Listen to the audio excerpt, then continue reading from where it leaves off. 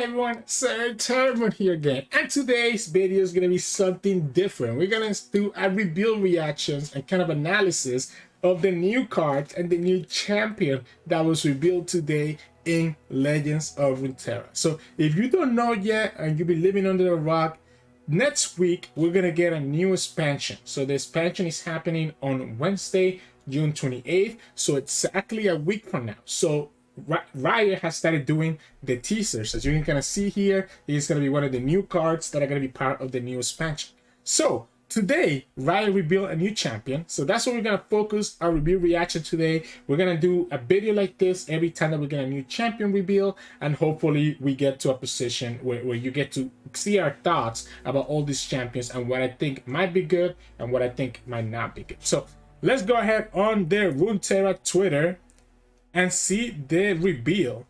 So this one says, above the flower red, love shine on, basks in the moonlight in Legends of Runeterra's latest expansion, Heart of the Huntress. So if you cannot tell, oh my goodness, I didn't mean to do that.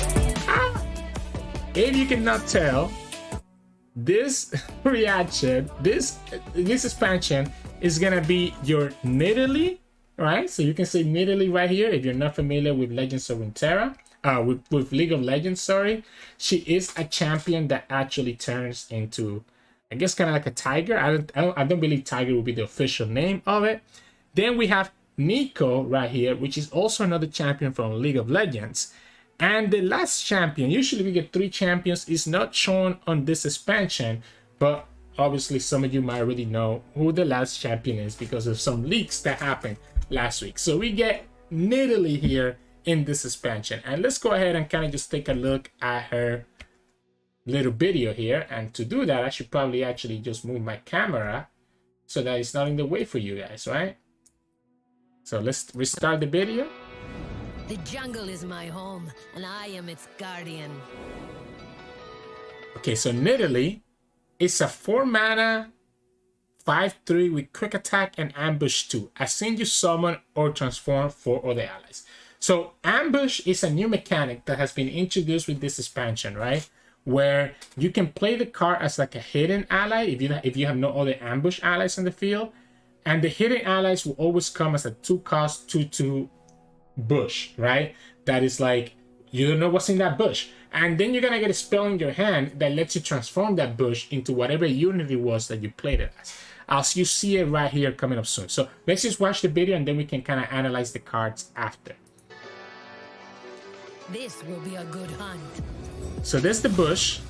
So it's a 2/2. Blood on the wind. Right? So you have the bush as a 2/2. And you get a spell here, like in this case, the Nidalee, and it becomes a 5/3 Nidalee, right? So again, it works as like the opponent doesn't know. Opponent doesn't know what card is there. They don't know. It could be Nidalee, it could be any of the other ambush units that are in the game. As you see, the opponent kind of did this right here the same way. They got to capture one of our units by using the ambush trigger. Oh, that kind of sucks. Man, that's the only downside, right? That technically they could mystic shot your ambush and force you to actually have to reveal it, right? Ooh, okay, so here's the pack mother Nidalee, right? So I guess it's kind of like a tiger. Not really, right? But she hits Overworld, and she's kind of like Evelyn. So she's kind of like Evelyn and Gnar, right? Evelyn and Gnar that transform back to the level 1.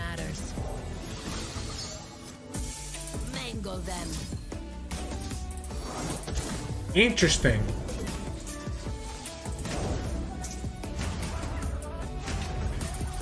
How do I feel about that? Honestly, I'm kind of a little bit iffy about this. Here I am. Condense? Oh, right, it's funny. They just stole the opponent's condense. Oh man, wait. The little Bandle City 2/4 gets to actually transform. Wait, that's actually such a good interaction. I forgot about that card from Bandle City. So here are the cards that were part of that video. Most of them were revealed yesterday as well. So we'll look at the cards as they were revealed yesterday. I think the only one that's not in this list is going to be Nidalee. But yeah, I mean, let's... Man, it looks cool. It looks really cool. I think I'm super excited. I think it's going to be really a lot of mind games, right? The bush mechanic is going to be a lot of mind games. Like if we go back here, right? So right here, let's look at the Avenging Dastaya, for example. The way that it works is kind of like, think of like attached units, right? Or even the docking units. You get a choice whether you're playing them as an equipment or playing them as a unit.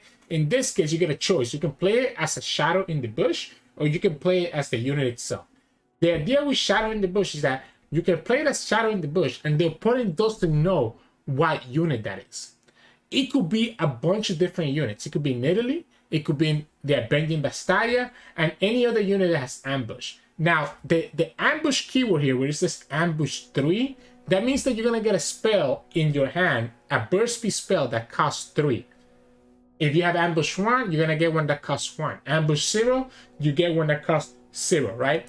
And what this means is that you can spend that mana to transform that bush into the respective unit that was in that bush. In this case, in the video, it's going to be the Avenging Dastaya. This is going to be a lot of mind games because the opponent will not actually know what unit is there until you actually use that spell. The other thing that I really like about this is that you actually have that you can use the spell mana, right? You can use the spell mana to actually transform the bush into a unit. So it's not like you have to fully commit all unit mana to get this unit on the field, which is actually, I think, kind of crazy that you can do that. Because if I'm understanding this correctly, and I guess we gotta see here, right? Let's say, so Nidalee is a 5 mana, right? We saw that Nidalee, actually she's 4, right? So Nidalee is 4 mana. But it's the same idea whether she was 5 or 4, right? Nidalee is 4 mana. Does this mean that on turn 2, let's say turn 2 for example, right? On turn 2, can I play this Nidalee as a bush and just spend 2 mana? Right? That's a big question that I'm not fully sure on yet. If you can play this Nidalee as a bush on turn 2, and then just have the spell, the ambush 2, in your hand, that means on turn 3, if you have the attack token, you can attack with that bush and use the 2 mana spell, because Nidalee's ambush 2, and get a 4 mana 5/3 unit on turn 3, which is really nice. Being able to cheat out some of these cards a turn earlier, or being able to cheat them out with spell mana, could actually be really impactful in what this archetype wants to do. I'm gonna take a quick look at the video and see if we actually get to see that. So like here, the bush actually takes 2 unit mana, right? So I don't see anything that's telling me that you can't play the bush right away on turn 2 and just hold on to the spell for the rest of the game, right? Or you know, for a future turn. Obviously, the downside is that if you play that bush on turn 2, then you have no mana and you're vulnerable to, I guess you have 1 spell mana, but you're vulnerable to the opponent having removal and you're not able to use that spell. Now, Riot confirmed that if the bush gets removed, then the spell in your hand gets obliterated, so it is what it is, right? That's very, very interesting. I want to see if there's another example of the bush coming down on the field. I guess, right, the one that we saw, right, the Dastaya, we don't get to see, yeah, same thing, it takes a 2 unit mana. So if that's the case, I think it's actually going to be kind of cool that you can, again, quote unquote, cheat out a unit earlier than he actually might be able to by using your spell mana to convert that unit, right? I gave the example of playing the bush on turn 2, but you can just play the bush on turn 3 and then have the ambush spell in your hand to get the Nidalee, right? So that way you actually have 2 extra mana to protect her if you need to. And that could be really impactful at letting you kind of push a lot of damage early on, or a lot of damage that the opponent might not be prepared for. So I think that's kind of cool. So let's go and pull up all the cards and actually go for them one by one. So let's look at the actual cards and again go through them one by one. So first, let's talk about Nidalee herself. And I know we already kind of talked a little bit about the ambush package and Nidalee, but Nidalee is, oh, actually she has the cat tribe, of course, right? So like again, kind of like a cat, tiger, lion type of thing. So we have Nidalee herself, which is 4 mana Shurima. So this is a Shurima champion, a 4 mana Shurima champion with quick attack, ambush 2, and 5/3 stat line. Her level up is when she has seen you summon or transform 4 other allies. So what this means is that she needs to be on the field to level up. And this can always be a little bit risky when you're looking at evaluating a champion's powerness, because being required to be in the field can make it really hard to be able to level up a champion. Now, let's look and see if that level up is worth it, right? So once you summon or transform 4 other allies, then your Nidalee transforms or levels up into Pack Mother Nidalee. And that's a 4 mana, steal, quick attack, and overwhelm. So she gains the overwhelm keyword and gets +1/+1 on the stat line. And still has ambush too. And the reason that the level up still has ambush is in case that you have already leveled her up, you can actually play her as a leveled up, right? Like if for some reason you level up Nidalee and the level up Nidalee dies, you still have the level up Nidalee in your hand, you can play her as the ambush, right? Netsu Strike, transform me back into Nidalee and create a javelin toss in hand. Okay, so this is interesting. So what this means for Nidalee, okay, so she will transform back. So think of like Nar and Evelyn that transform back into the level 1 after they get leveled up. But that only happens with the Pack Mother when she Netsu strikes. So she won't like transform back by herself like Nar does after the end of the turn where you have the attack token, or like Evelyn does before you get to 6 steps. She transforms back if you choose to attack with her and actually hit the Nexus with her, which is nice because it means that you'll be able to control when you want to transform her back into the Nidalee. But regardless, this is the benefit that you get from it. Once you hit the Nexus, you get a Javelin Toss. And a Javelin Toss is a 0 mana fleeting card, fleeting spell, slow, that deals 4 to the enemy. And if they're not enemies when it's played, then it deals 4 to the Nexus. So it's pretty much like a pseudo decimate that if the opponent has no units, you deal 4 to it. If they have a unit, you're pretty much killing almost everything, right? Obviously, there's a lot of higher cost units that have more than 4 health. But think of like a lot of the champions. A lot of champions have 4 health, including stuff like Seraphine, for example. Like level 1 Seraphine has 4 health. So you're able to just kill her with the Javelin Toss. Overall, just at a glance, Nidalee seems pretty cool. Like I said, you can actually cheat her out a little bit earlier. Like you don't play her on turn 4. You can actually get her out on turn 3 by playing the bush and then using your spell mana for the ambush to actually transform her into Nidalee.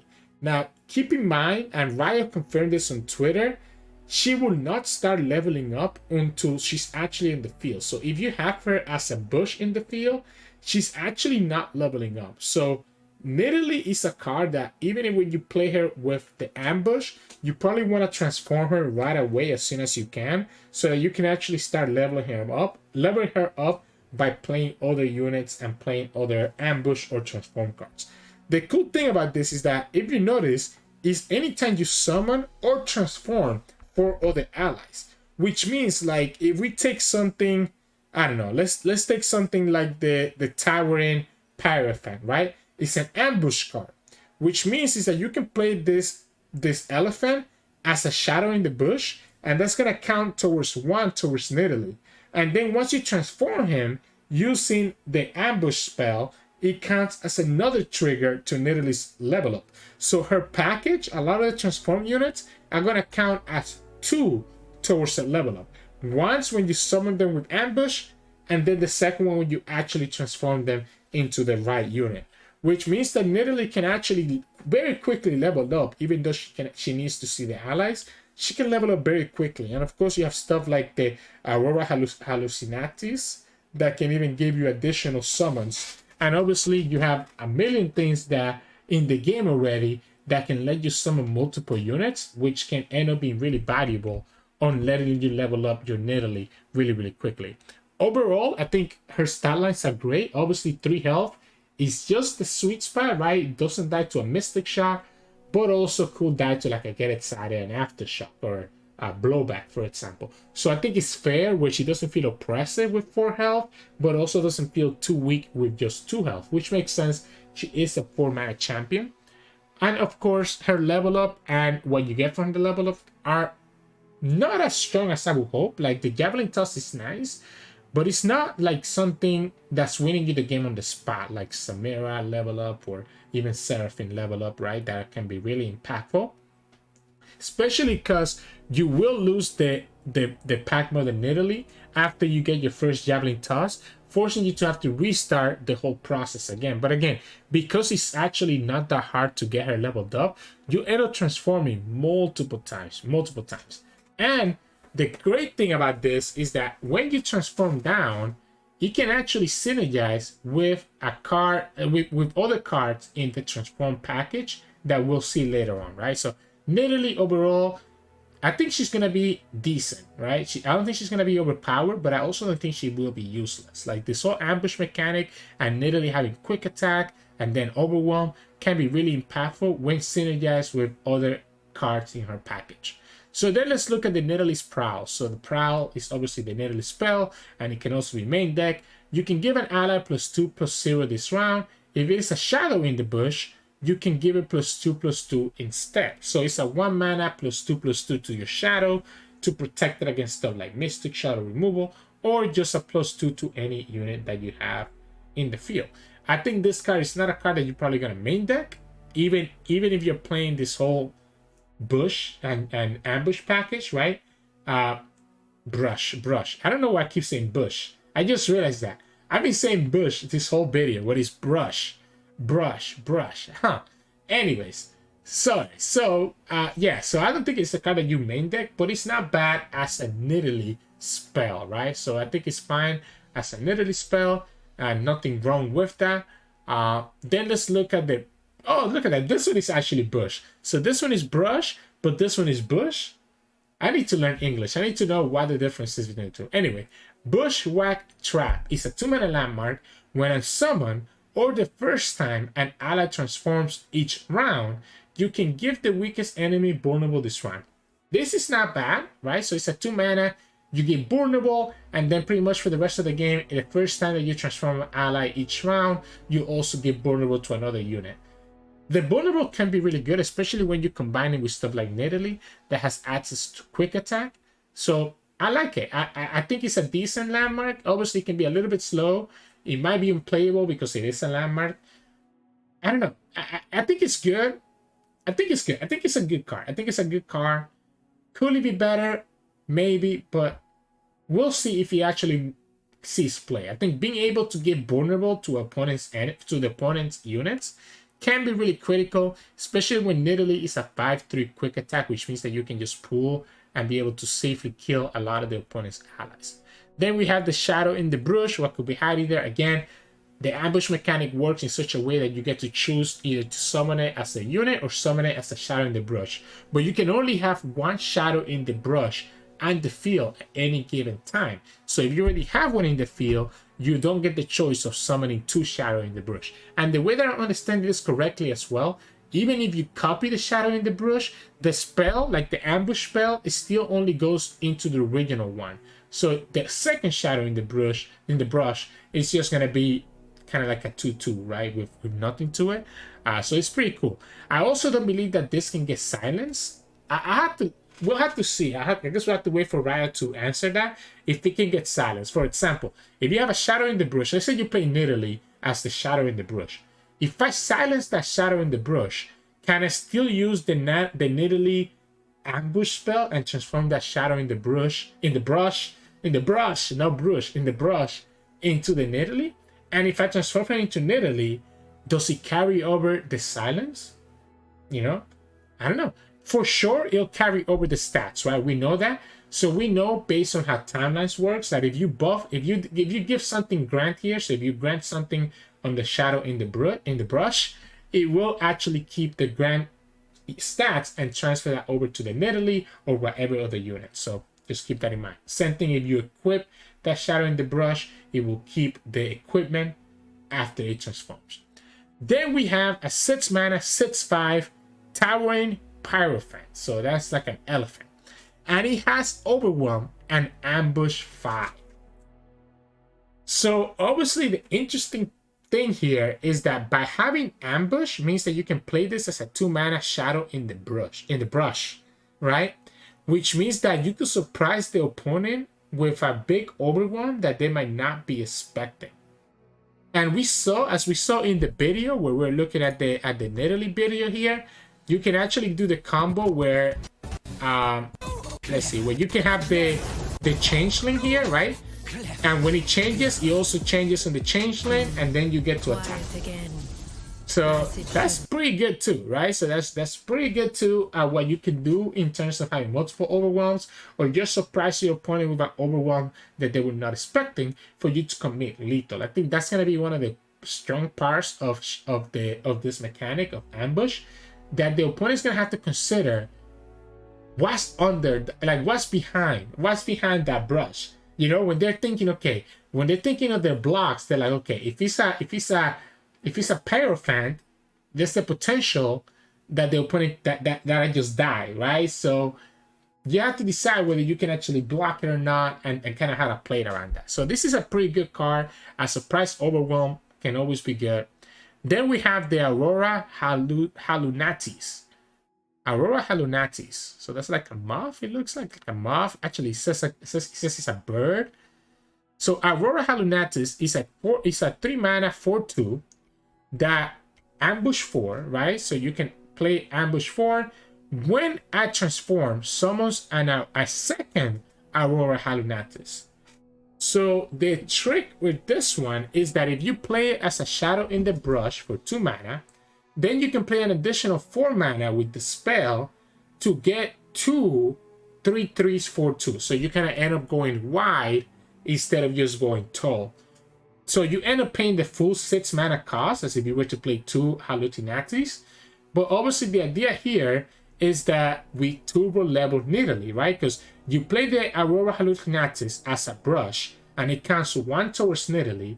Then when you transform it, it summons a second Aurora. So you get a transform and you also get the summon. So a single card for 6 mana can get the Nidalee to 3 out of 4, which is pretty good. Another thing that's actually cool about this is that the effect is whenever it transforms. So this actually could go into timelines as well. I don't know why you would play timelines with Shurima, but if you were to play timelines with Shurima, you could actually play this in timelines, and when it transforms, it will summon another Halutinatis. So you end up having 2 units, even though it's only 1 card, right? For the next 2 cards, I'm gonna have to move my camera. And the first one of those is going to be the Avenging Bastille. And this is a 3-mana Spell Shield 3/3. So 3-mana Spell Shield 3/3 with Ambush 3. When I transform from Avenging Bastille's Ambush, so it needs to be transforming from the Ambush. So unlike the Halutinatis, which doesn't have that requirement, the Bastille requires that it needs to transform using the Ambush spell.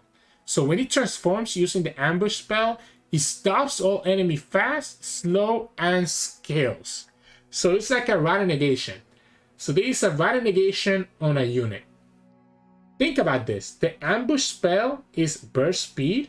So you're paying 3 mana. You're paying 3 mana burst speed, Rata negation. Obviously the skill goes in the stack. So it's not going to be a burst speed deny, because the Avenging Bastille does have a skill associated that goes in the stack.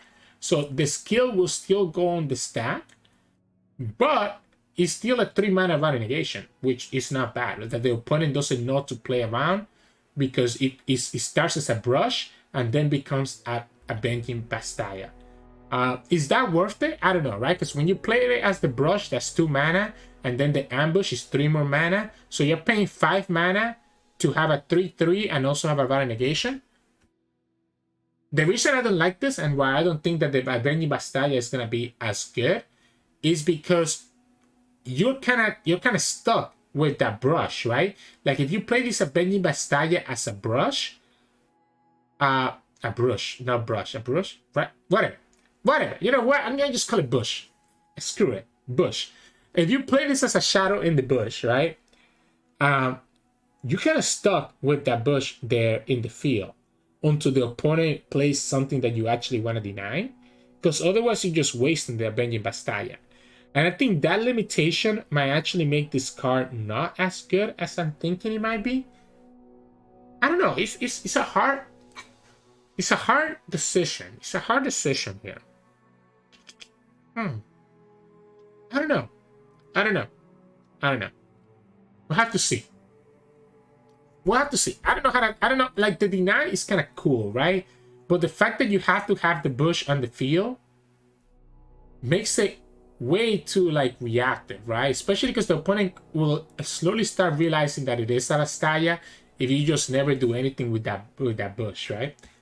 Anyways, the last card here is the Big Game Tycoon, and I think this card is actually super nuts. I think this card is a card that when it comes down the field, you're gonna have to remove it, and it's really hard to remove because it has 6 health. So it's requiring a Vengeance, a Obliterator, a Sunburst, so it's nothing that you can remove right away. And the reason that this card is crazy is because it has no limitations. So let's read this card. It's a 6 mana Shurima card. Play. So what a way, when you play it, you're manifesting a card with Ambush, right? So you're manifesting a card with Ambush. It doesn't include champions, by the way, so you're not gonna manifest Nidalee. So you're manifesting a card with Ambush. So you're already getting some value when you play the Tycoon. But when an ally transforms, you double the power and its health. And there's no limitation. There's nothing here that says once per turn or 2 per turn. Is any time that an ally transforms. Anytime that an ally transforms. You know what this means? Let's think about Nidalee, for example. When Nidalee transforms into the Pack Mother, Nidalee, right? Because the level ups, champion level ups count as transforms, if you don't know that. And the reason we know that that's the case is because Gnar will shift Knack Attack. When Gnar levels up, the shift Knack Attack will actually buff up the Gnar, right? So we already know that level ups count as transforms because of how shift Knack Attack works, and also with the way that it works with the Changeling and allowing you to get double champions. But anyways, so you level up Nidalee, and now it's not just a 6-4, but it's literally a 12-8. Because what you can do is that you can play Nidalee. Oh my goodness. Like, if she levels up, okay, let's not even think about the level up. Let's just think about Nidalee coming down as a shadow in the bush, right? So you play her on turn 6 as a shadow in the bush, and you sleep her like that. You save your spell mana. You have 2 mana for the ambush, right? You play Tycoon on turn 7, and then when you play that Nidalee ambush on the bush, the Nidalee is gonna come down as a 10-6, just like that, 10-6. Because he just transformed. This Tycoon is crazy. Because you're going to get so many cards that can transform throughout, like, after you have this on the field. I actually think this card is actually nuts. And I see it being, think of like how critical Leviathan is in Swain decks. I think this guy is going to be just as critical on, like, Nidalee decks, right? Especially because as you saw here, you can copy it with condense, right? So like as we saw in the video from Riot today, you can actually just copy that with condense, which is what the writer did against the opponents on Tycoon. And this is the reason why these overwhelms are 12-10, because they actually got doubled up by the Tycoon. So like right here, it was a bush, and you have the Changeling right here, right? So then you have the bush, you have the Changeling. When the and it's stuck loading. Why is it stuck loading? But as you'll see here, when the bush transforms into the elephant, it gets doubled up, right? When the bush transforms into the elephant, this also transforms into the elephant. And when this transforms into the elephant, it gets doubled up, and then this one gets doubled up. So you end up with like multiple elephants on the field. And it's not gonna load for me, but you kind of get the idea of why this is so powerful, because it's literally the way that you're going to finish some of these games. Like, look at this, look at this. It transforms, right? And then this one transforms and gets the stats from the Tycoon, and then transforms again This is so crazy. This is so crazy, especially if you can manage to get 2 tycoons on the field. It's gonna just stack. It's just gonna stack, and it's gonna get so out of control. I'm in love with the big game tycoon. So yeah, this is crazy. There's a couple of the cards that were also revealed yesterday that I'm gonna cover here through the Runeterra AR, so that you kind of get an idea of what they do as well. Let me just zoom out a little bit. Actually, let's stay zoomed in and just take a look at like 4 cards at a time. So a lot of these cards are going to be the ambush, right? So the Blindback Poacher Ambush. Again, these are the cards that when you play a Shadow in the Brush, you're going to get these spells in your hand, right? So we can ignore any card that says ambush because those are associated exactly with the unit that got played as the bush. The first of these cards that we revealed yesterday is the All-Terrain Trooper. And this is a 2 mana ambush 0. So this is a 0 mana, right? So it's a 0 mana spell that you get in your hand, right? When I'm summoned or when he transforms, grant the weakest enemy vulnerable. So this is kind of like a 2 mana 3/1, right? That the opponent's not going to know that it's going to be that it could potentially be the Terran Trooper. That's giving an opponent vulnerable. So it's kind of like the landmark. It's fine. Actually, I think this card is good, right? At 1 health, it is vulnerable to a lot of removal. But at 3 power, it's really nice as a blocker. Especially because you can summon this. You can summon this as a 2/2 bush to play around a removal. Like to play around a pie toss. You can play as a 2/2 bush. So that when it transforms, then you kind of go for it, right? And you get to push a lot of damage with it. So it can be pretty cool in that situation because it's a 0 mana ambush. And it's a nice way to get your Nidalee leveled up because it's counting as 2 towards the Nidalee level up. Because you play as the 2/2 bush and then just play the ambush 0. And it still costs you 2 mana to do the whole play. It doesn't cost anything less while advancing your Nidalee by 2. So it's a nice little way to level up Nidalee quickly. Face Check is a 1 mana burst speed, manifest a card with ambush. So I guess that's okay, right? It lets you not have to main deck anything. It lets you not having to main deck everything, right? So you don't have to main deck every single ambush card.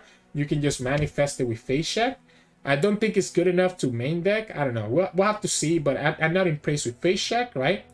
Let's look at Anora and Fruit. So these are a 3 mana reptile. Allies that have a different subtype than other allies in play cost 1 less. So this is less of the ambush mechanic and more of the subtype mechanic, right? So we have cats, dogs, reptiles, birds, elnuks, pearls, etc. What this is doing is that if you have this on the field, and you have if you have this in the field, right? This is a reptile already, so you don't need to have any other card in the field. As long as you have the Anura and the Fruit, and it's a reptile. Oh wait, no, it says other allies. So you have to have the Anura and the Fruit, and you have to have another subtype on the field. So let's say you have this and you have a Poro on the field. Then it means that every other ally in your hand that has a different subtype than the Poro is gonna cost 1 less. So this is like a general one discount towards all your units. It's not bad. I actually don't dislike this. Yeah, this is not bad at all, right? Because it can let you kind of flood the board really quickly if necessary. So that's not bad. I kind of like this. I don't hate this, right? And it is a reptile card itself. So it can probably synergize with some other sub-type shenanigans that we might see in this expansion. Then here we have a 1 mana 1/2. Once an ally has transformed this game, grants me +1/+1. So this is technically going to be a 1 mana 2/3. It's not bad. 1 mana 2/3 is not bad, depending on the situation. Especially because you could play this on turn 1 and then have the All-Terrain Trooper on turn 2. Transform it right away, and you get this to be a 2/3. It's not a bad blocker. The stat lines are not bad at all. We talked about the Tycoon, and again, I think this card is actually busted. Let's okay, the Protector is a 2 mana 3/1. It's not actually a main deckable card, right? So it's not a main deckable card because it doesn't have a gem, so we can ignore it for now and see what actually summons that. We have the Blim Pack Poacher. So this is a 2 mana, and all these cards that we're talking about are Shurima. Actually, wait. This is a PNC card, so this is not a Shurima card. I didn't even realize that. I was thinking everything was Shurima because everything else is, but this is a PNC card. So this is not actually... So this doesn't... Yeah, like I said, this is less of the ambush mechanic and more of a just archetype mechanic, like a subtype. So that's why it doesn't matter there's in PNC, because you might actually use it with other decks that are not Nidalee. So anyways, the Poacher is an ambush 3, so 2 mana, ambush 3. When I transform when you transform exactly from his ambush. So again, it's what we talked about earlier, like how we talked about for the Bastion, right? It needs to be exactly from the ambush. When it transforms from the ambush, the next time I block or that I'm blocked this round, you capture an enemy unit if its power is 6 or less. I don't think this guy's gonna be good. Right? Yes, it's cool. You get to capture, right, an enemy unit. Not only is it restricted to 6 power or less, but this unit also only has a 2/2 stat line. So it's not going to be difficult for the opponent to remove this and get the unit right back. So it's kind of just, I mean, I guess it is the lane stuff, but it's not like impossible to play around this and even get some value depending on how you block, right? So like, the good thing about this is that you can use this as a blocker and capture that unit and at least slow down the opponent or maybe reset a champion's level up, which could be good. But then the unit just comes right back. That's why I don't like the Poacher.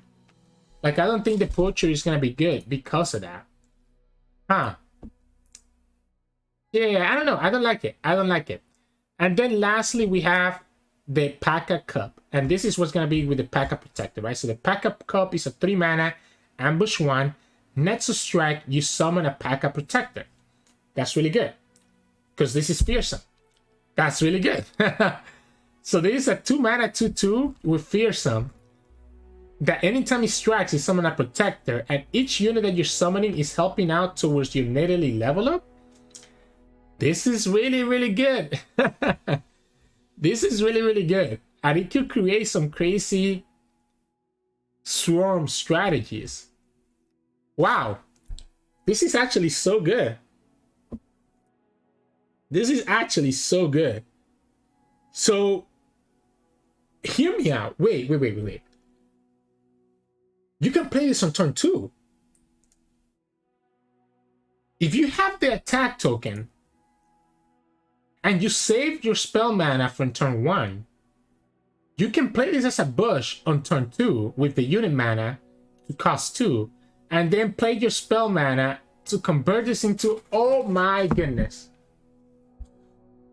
So the opponent's gonna be required to have a fearsome blocker on turn 2, otherwise you're just gonna end up with a P.A.K.A. Cup and a P.A.K.A. Protector on turn 2. That's pretty good. Okay, this card is really good. I think this card is really good. The Tycoon is really good. I think the Frub could be really good as well. The Anuran, the Frub could be really good as well. Once we learn the rest of the champions and subtypes. The Terran Trooper, I think, is also good if you're trying to level up Nidalee, right? So Trooper, Tycoon, P.A.K.A. Club, Bastion Disciple, and Not Impressed. The Aurora Hallucinatus, I think, also could be really good. The Towering Hierophant could also be really good. So overall, I'm really impressed with the Nidalee, I think, again, it's going to be great. Not broken, but also not weak. So overall, I'm very impressed with this package and what it can do. And I think that's every card, right? Let's just take a quick look here. Yeah, that's every card that was revealed yesterday. So overall, I think I'm really impressed with this whole Shadow in the Bush package and Ambush package. There's some fun stuff here. And a lot of these cards do seem very useful, especially because of the surprise factor the opponent's going to need to watch out for, right? I think the Tycoon is the MVP of this deck once you get to that place in the late game. But in the meantime, before the late game, you can still put a lot of pressure with what Nidalee can do. And this card, the Tycoon, can also be used with other archetypes that we know of, right? Like we were just talking about, why would you ever play Timelines with Shurima? I guess it still doesn't make sense, because if you play Timelines, he's gonna get transformed. Yeah, so maybe not Timelines, but this can still work out with stuff like Evelyn, right?